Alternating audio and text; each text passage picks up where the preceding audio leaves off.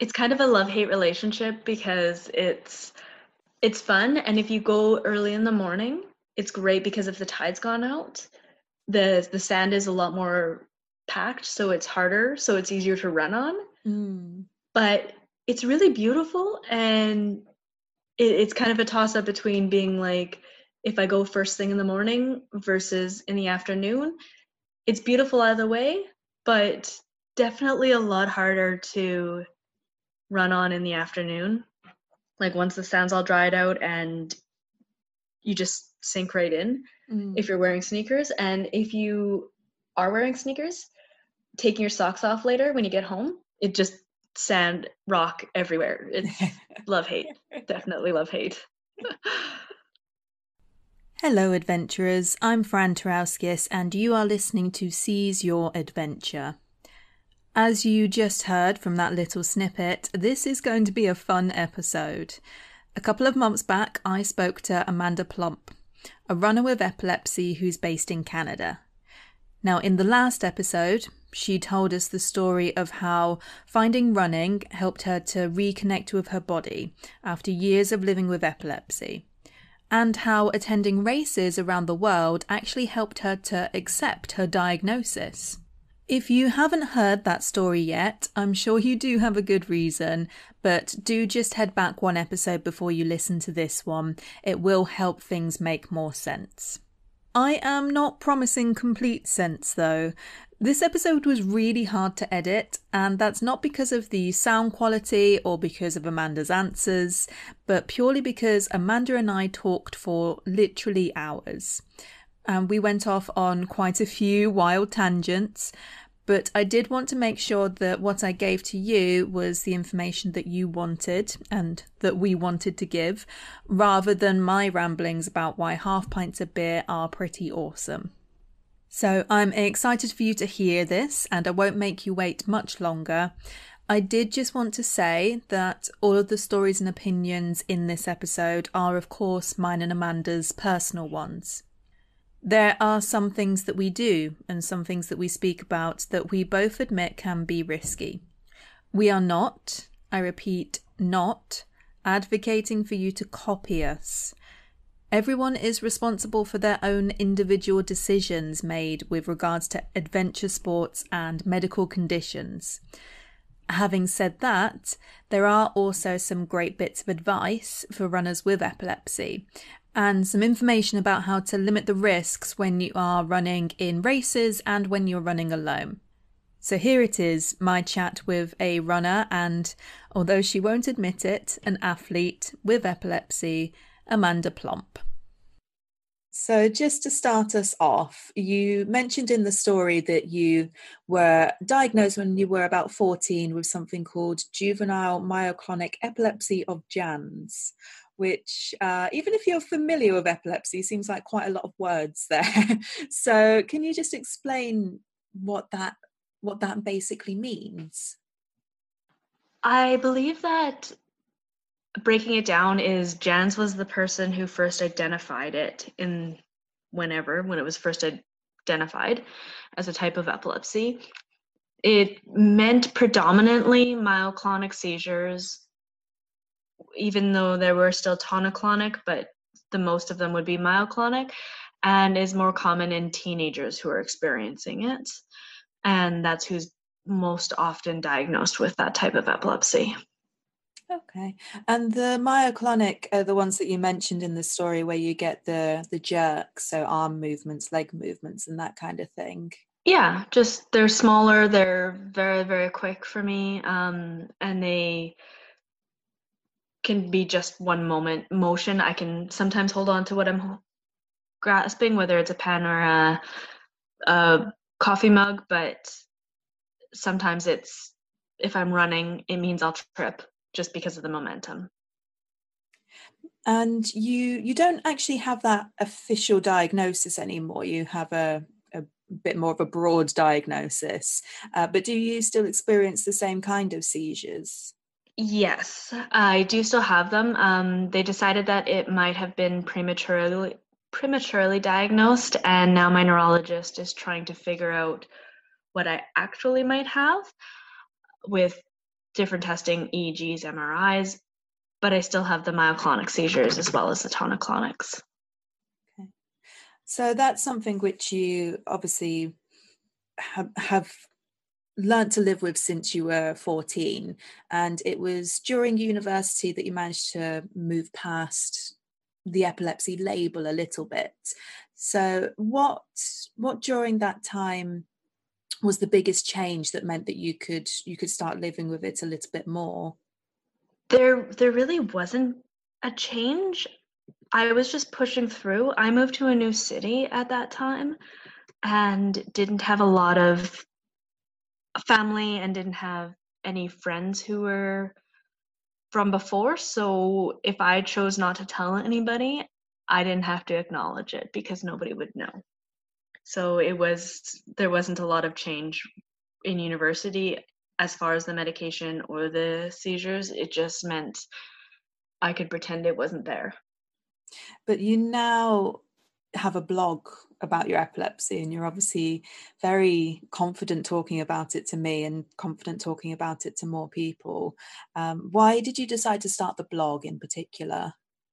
I started the blog after I did a race in Anaheim, and that was when I met a number of people who were there to support different groups. So I went to a support group when I got back to Calgary in Canada, and I realized that sometimes there aren't a lot of people who are looking forward to their futures when they have medical conditions. I didn't really realize otherwise, and I was kind of shocked by that there was so little positive support. So I wanted to share the details about the things that I was doing with running as an epileptic in the hopes that it might help someone start considering their options going forward. Yeah, fantastic. And obviously that's something which when you write about it, you write very clearly about the positives and the negatives. So the things that you can do and the stuff that sometimes is affecting your ability to to run Yeah. as you would, like the seizures, the myoclonic ones causing you to trip and that kind of thing. When you're talking to people in everyday life about epilepsy, how do you approach those conversations now? Well, certainly I start with clarifying that I'm not a medical professional, but I don't mind bringing it up at any time. And it's really amazing how many people do actually know someone with a seizure condition. And people are impacted by that and by knowing someone. And I like to provide that information to help others learn more about it. It it's such a major part of my life, and it always has been, but now there's no point to me to leaving it out if I'm discussing running, injuries, work, anything like that. It's such a major facet of my life, and I don't want to be ignoring it anymore. So very quickly, you did say in the story that you when you went traveling and you went backpacking, you didn't at that time wear any kind of medical alert jewelry or anything like that. Do you wear that now, or is it something which you just tend to tell people face to face? I occasionally wear one now. I'm not a great example for that. I do keep my medical information in my running waistband, in my purse if I go out, and in my phone, but I don't particularly like bracelets in general, so I don't often wear them. So I should consider a tattoo. But no, I don't. I don't. I just mention it. I don't really wear anything to indicate it. Yeah, I think that is interesting because I have to say I'm the same. I when I was hiking, I kept things in my bag and on my body, but I didn't wear anything. I've only Hmm. recently started wearing a bracelet, partly because I got it sent to me to try out, and it is a good one. It does feel good, but there's definitely something about it where, for me anyway, I always feel like it's not necessarily a label that you're carrying around, but I suppose for me, I always wondered how much people would look for it. Yeah. I just always think my seizures, depending on the length of time or when someone finds me, a bracelet that says epilepsy isn't really going to be very helpful. If I'm unconscious on the pathway and somebody comes across my body. If they don't see the seizure, I would hope they would call 911 if they came across me, just to call for an ambulance. But I'd be more at risk for a concussion if I was unconscious on the pathway rather than having had a seizure as a result. Yeah, that's a really good point, because quite often, and you spoke about this a little bit, you're getting the injuries from the seizures more than the seizures are actually necessarily affecting you. So you can recover from a seizure itself Yeah. fairly quickly sometimes, but if you fall during the seizure, that can be a little bit more hurting on your body. The worst thing I think would be actually is if I fall. If I just have like a little myoclonic seizures and I trip, I usually scrape up my knees from my kneecaps just to like the whole length of them. And it's painful, but it's not the end of the world. And if I'm bleeding, I can still run if I'm in training. And I can usually just get up and keep going. The problem is that over the next few weeks when it starts to like heal and then crack again because I keep running, and then it starts bleeding again and then it heals and then cracks. It's just such a process. It's so, inconvenient. Yeah, that's making me remember sometimes when I was a teenager, and just clumsy, I think. Definitely skidded my knees on some tarmac and that kind of thing a fair few times. And yeah, I remember that feeling. It's something you can work through, but like you say, a process you'd rather not work through sometimes. Oh yeah, but I mean, I'm as much at risk of tripping and falling, like just over uneven sidewalks or roots or rocks or anything like that as anybody else. So no matter what, that's a risk that anyone who goes outside, I think, has to take. Yeah, absolutely. So I'm just going to bring it back a little bit. You said in your story something that many people with epilepsy, but probably quite a few other chronic conditions as well, feel sometimes, which is that idea of being lost in your body, not quite feeling like you're in control of it anymore. I get the impression that the running obviously changed that for you. Was there a particular moment that happened, do you think? Well, there's still times that I still feel this way because I don't think that when you know you have a condition that you can ever feel completely comfortable and confident in knowing that you can commit or guarantee or not be afraid that the condition is going to express itself, I guess. I can push myself further beyond what I thought were my limits in a mental capacity while I'm running. And I can push myself further beyond what my muscles did yesterday in a physical capacity. And with the epilepsy, I can push myself further beyond fear and obligation and knowing that my body is still my body. Epilepsy is part of it, but it is still my body. Mm. I still have that capacity to challenge that.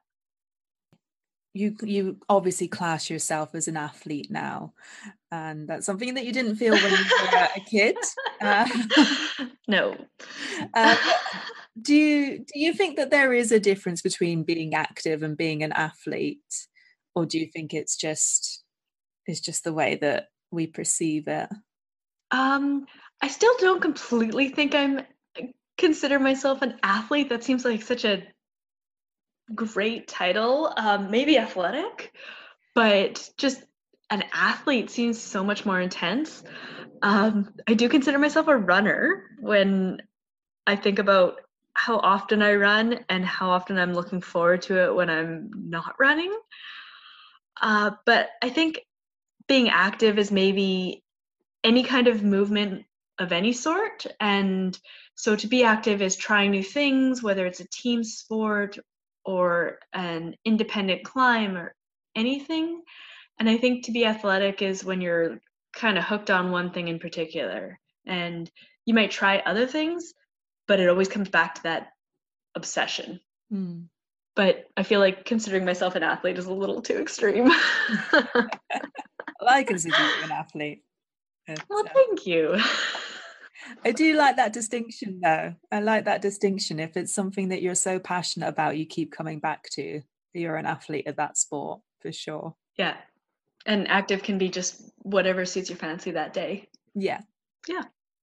And whilst we're on the A words, I have to ask everyone this. So, what is your definition of adventure? I would say an adventure is anything where we push our own boundaries. And whether that's a brand new race or pursuing a personal best, going to a new country or region, anything where we might be unfamiliar with it and really excited for it. I love that idea of excitement. That's something that I haven't actually heard from anyone before, but that's so true. Adventure has to have that excitement in, doesn't it? Yeah. There's lots of things we're unfamiliar with, but to be unfamiliar and excited for it, I think that sounds like an adventure no matter what it is. Oh, yeah, absolutely. So, in terms of the running, then, now that you've been running for 7 years, some of those runs might not feel quite as adventurous anymore. How often do you run in a regular week, and what feels like the most adventurous runs that you do? I try to run 4 days a week. I mix it up with weight training and going to the gym. That's fairly new because apparently that'll make me a better runner. But I can guarantee I really, every time I'm at the gym, I'm thinking, I would really like to be outside running right now. I do add in yoga and I do intend to add in swimming, I hope, but I like to run at least 4 days a week. And the best runs are where I can get out of a city away from traffic. So something where I'm in the mountains or where I'm along an ocean. Beach running is amazing. While it's harder and my time is not going to be as good when I'm running, if I'm on the beach, that to me is amazing and one of my favorite things. Yeah. And you mentioned a couple of other styles of running. So you've done pretty much all of it from the sound of it. One of them that you mentioned was backwoods running. So I think I've got an idea of that, but we don't really have backwoods quite so much in the UK. So can you just explain to us? We just have woods. They're not in the back of anything. Okay. So can you just explain to us what backwoods running entails? Where that would be where there isn't a trail and you're just kind of finding your way over rocks and fallen trees and through bushes and whatever looks like you can fit through it, and you might hear the sound of a waterfall or a river or creek and you might want to go towards that or away from that, but there's nothing to mark the way. And it's fun, but there might not be anyone along for a while, if at all. So not very safe alone. Mm. And do you have to use a particular form of navigation, or is that just knowing the area? Again, me as a bad example, I kind of just go out and hope for the best, and hope that eventually I'll be able to find my way back. I try to pick a lot in the general area of a river or some kind of geographic structure, whether it's like a cliffside or something where the ocean it's on my left side, I can turn around and go back and it'll be on my right side and I'm going in the right direction. Yeah. But I I should learn to navigate. That's a great idea. I think that in a way that is a form of navigation, though. There's one thing one thing if you're trying to navigate towards something, but if you're just trying to not get lost, then Yeah. it's it works. What's your aside from the beach running, which I have never tried actually. I've not been into running since I was last. No, the wrong way around. I've not been to the beach since I started running properly, so I've never really tried beach running. But It's kind of a love-hate relationship because it's fun, and if you go early in the morning, it's great because if the tide's gone out, the sand is a lot more packed, so it's harder, so it's easier to run on. But it's really beautiful, and it's kind of a toss-up between being like, if I go first thing in the morning versus in the afternoon, it's beautiful either way, but definitely a lot harder to run on in the afternoon. Like once the sand's all dried out and you just sink right in if you're wearing sneakers. And if you are wearing sneakers, taking your socks off later when you get home, it just sand rock everywhere. It's love hate. Definitely love hate. enjoy it whilst you're out there and not so much when you get back. Yeah, exactly. It's almost the opposite to most people's relationship with running, I think. You get Yeah. that after run high. Oh, yeah. Tell us a little bit about the races. So you started off running just solo and just doing it on your lunch breaks, which is something that I can very much relate to. It's how I started as well.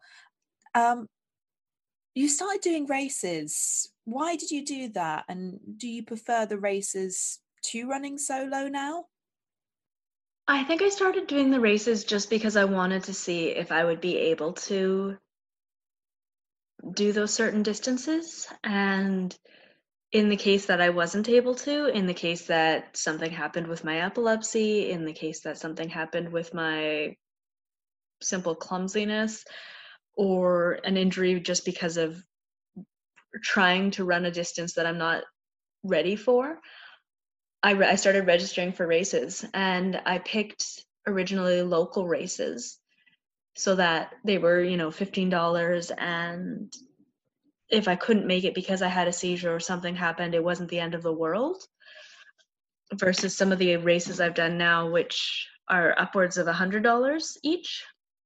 And I found that there's a very big difference between obviously training and racing. Running solo, I have all the time and space in the world. I can change my route, my pace, everything.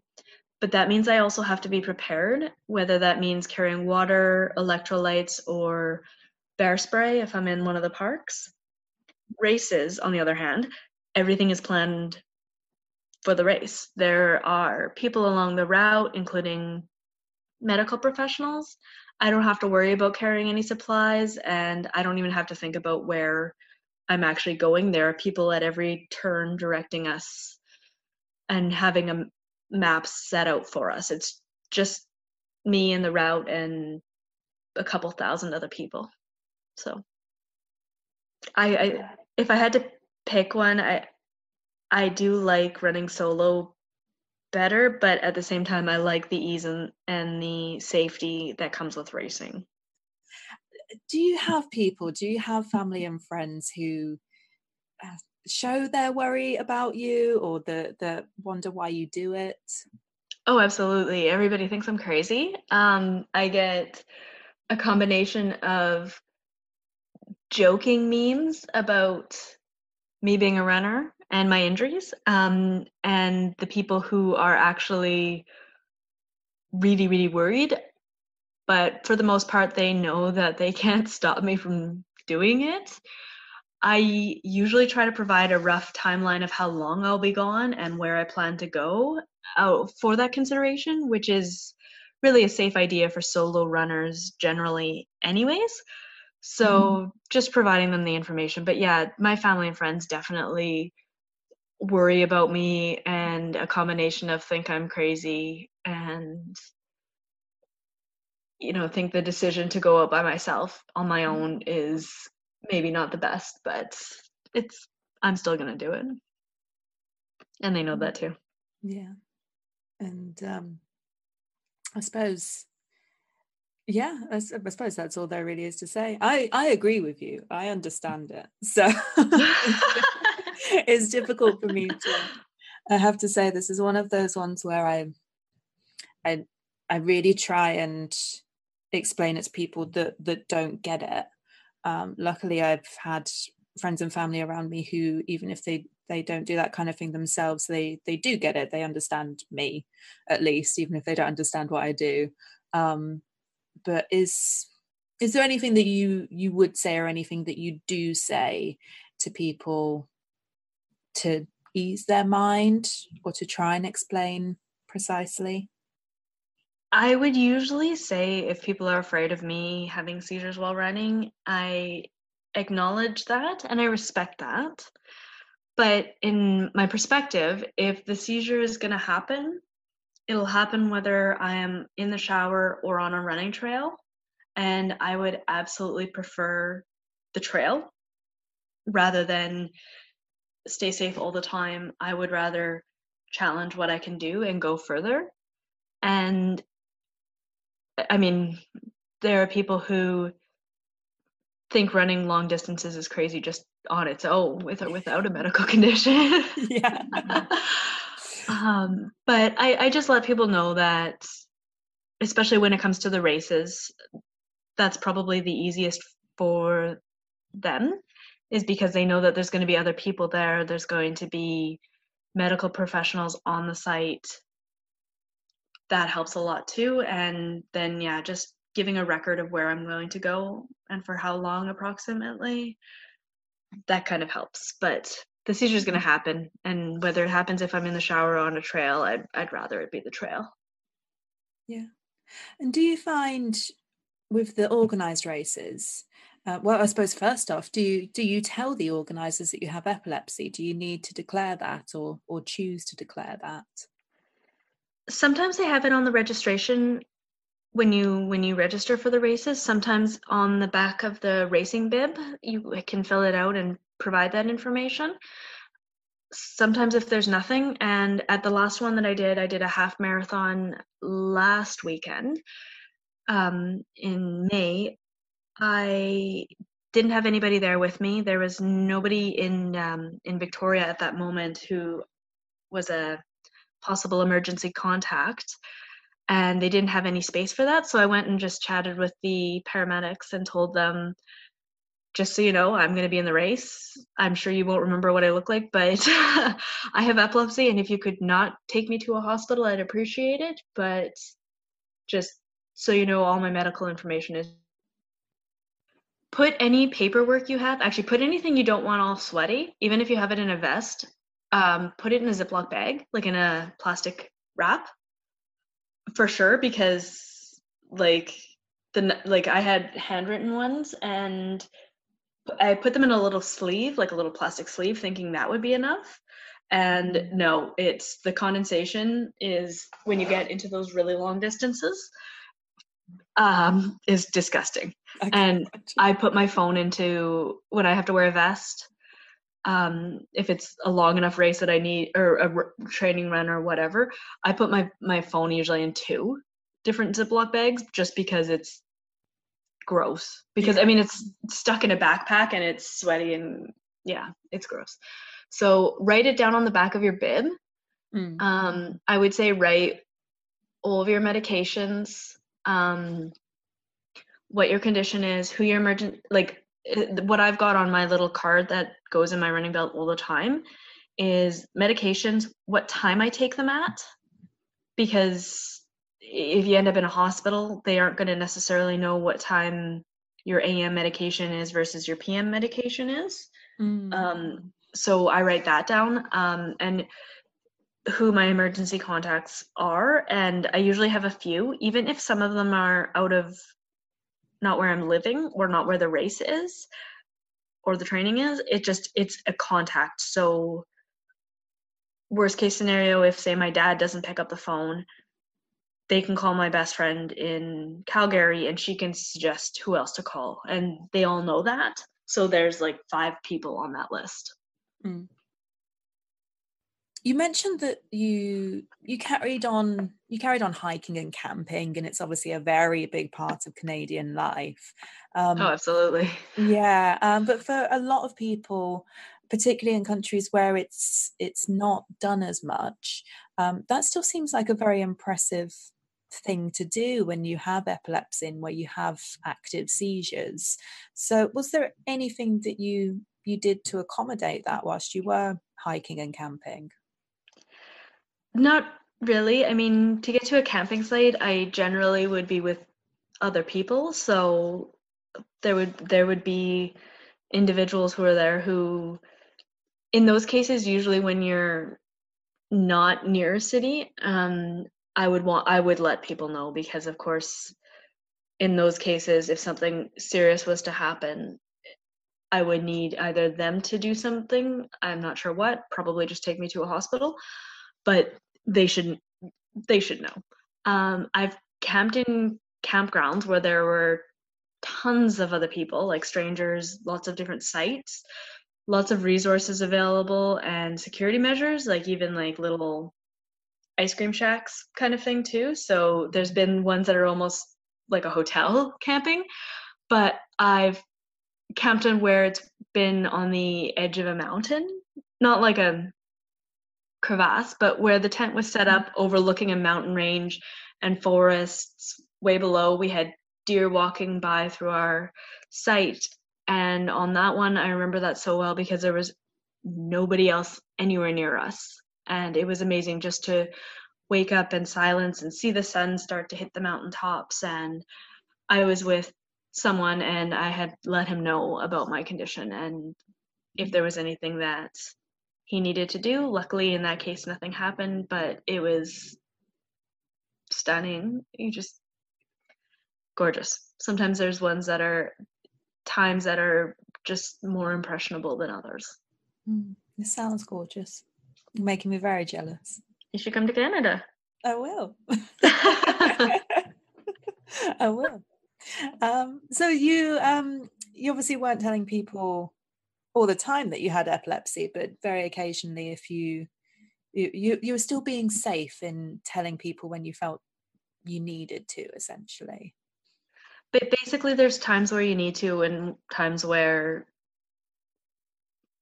I hate to say you don't need to, but it's if you're in a public space where there's going to be medical available, whether it's somebody else calling for paramedics, for medical, or somebody who's going to be able to take care of you, versus where you're in the middle of a forest somewhere and the only thing around you besides the other person you're with is deer and moose and raccoons and skunks, and that's what's there.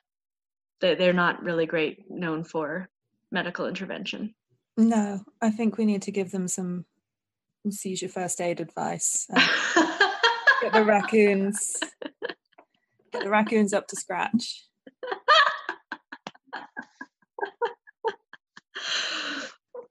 I was going to say something so serious. I'm sorry.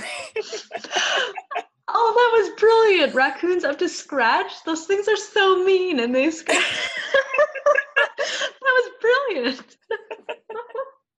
But on a serious note, Yes. On a serious note, it is important when we're on adventures, when we're doing adventure sports, something that becomes so integral is that trust that you have in other people, isn't it? So Oh, absolutely.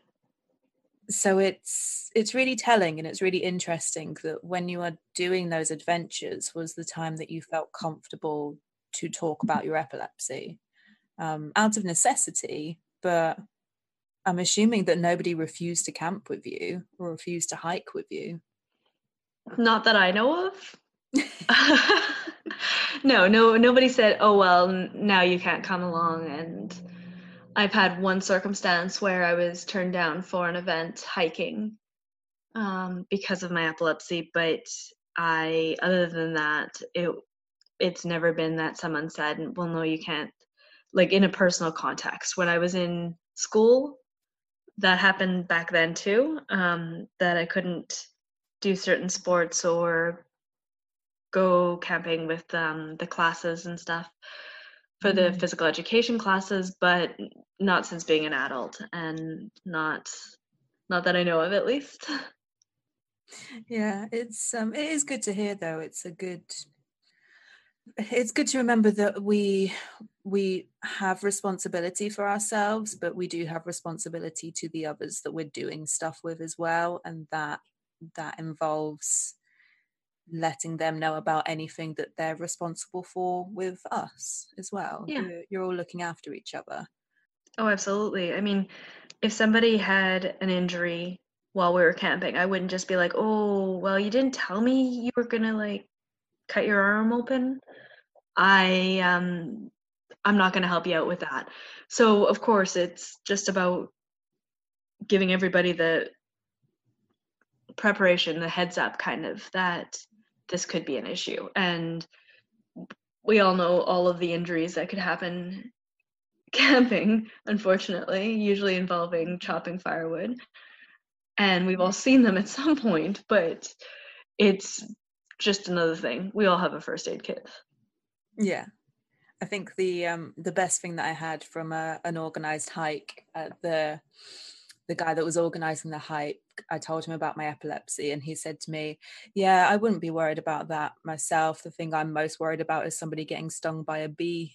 Oh, exactly. Like, I've hiked with people who have had EpiPens in their running belts, and before we started the run, they would show me, this is what you do if I go into shock. Yeah. And that's just how it is. Yeah. Our conditions are the same thing. That's it. I hope we can get to the stage where, epilepsy is seen in exactly the same way as anaphylaxis. It's something that you know happens, and you know what to do. I hope. I agree. If there is anyone who is listening to this who is struggling with their epilepsy at the moment, or perhaps they've been recently diagnosed, what would you say to them? I would say that epilepsy is an inconvenience. We weren't given the choice about it, and you can either accept it or fight it or hide it. We have the ability to move forward with the condition and still accomplish incredible things. Your condition does not make you any less worthy. You have every right to still have your dreams and your goals, and when you're ready, on your terms, the courage to start. If you could say something to either race organizers or employees, in fact, just help them understand the condition a bit, what would you say? Google does not have all the answers. So if somebody tells you that they have epilepsy or seizures, don't go online to Google and try to find out what the triggers are and the seizures are and the causes are and everything about it that way. Ask the person individually, because that person is the one who lives with it. They're going to know what they have for triggers or for auras and what they need as support. They're the ones who are going to be able to tell you what they need for support. Don't look it up online, and don't count on anyone else you've ever known with epilepsy, because it is different for each and every person. And while sometimes it can act up, which is similar to other conditions where it'll flare up and you'll have a cluster seizures or, a bad week or month, that doesn't mean that it's going to be that way all the time. Again, always talk to the person, the employee or the runner themselves. They're going to know themselves the best. Beautiful. Thank you. I'm going to be using that a lot. Absolutely. That's something I could scream from a rooftop. Here I go, on my way to where the wild things grow. And I know there'll be good times, bad times on the road, where the wild things grow. Chatting to Amanda was so much fun, as you can hear, and it does make me really sad that there is an ocean between us, because I just want to go for a run with her, preferably in the backwoods, hopefully without any bears. I am sure we'll be hearing more from her in the future in the podcast, but if you would like to keep up with her adventures, don't forget she has her own blog, Tremors of My World, and you can see what she's up to on there. If you liked today's episode, please do share it around wherever you social media. You can find the podcast at SY Adventurers on all platforms. And if you do want to hear some of the outtakes to this episode, including my opinion on half pints, I have a cunning plan that I'm hoping to reveal later in the year for you. So stay tuned for that one. The music in this episode was again by Kev Rowe from SoundCloud. And I just wanted to finish this episode with one of those tangents that I had with Amanda. One of the things about epilepsy is that it affects everyone differently. What may be a trigger for one person isn't necessarily going to trigger seizures in someone else. And whilst it is a bit off the topic of adventure, I think this small part of the conversation is actually quite important for you to hear. Oh, I feel like we have so much to talk about, and like without just going on and on, I don't think we're going to be able to fit it all in. We'll just have to speak to each other again, is the answer, I think. I feel like I really would love to find a way to incorporate that I drink. Okay, so that sounds really stupid, but it's because everybody has different triggers and different experiences with things like alcohol. It is not one of my triggers. And if it was, I'd spend a lot more time in the hospital. And like, I just want to like say like everybody's so different with our condition. Yeah. And so to have that, like, if you Google things not to do if you're epileptic, it's like drinking is one of them. And it's like, that isn't necessarily a thing. It's those preconceived notions that we have, like so many people have about what it means. And so that's the same thing with, yes, sometimes I like going to the bar and have a few drinks. And I'm like, I have to figure out a way that I can say that. I'm not trying to advocate for alcohol, but like just the idea that you can't go out, you can't do these. This is just one other thing that's could be added to the things you can't do in life. So if you ever do see me in the pub, please do buy me a drink, because I would very much appreciate it. I will like cheers to that. Yeah, exactly. Like, oh yeah, for sure. So okay, so now that we've gotten off topic again, as we do. Right. Thank you very much for listening. If you do see me in a pub, mine is going to be a half pint of lager. And until next time, safe adventures, everyone.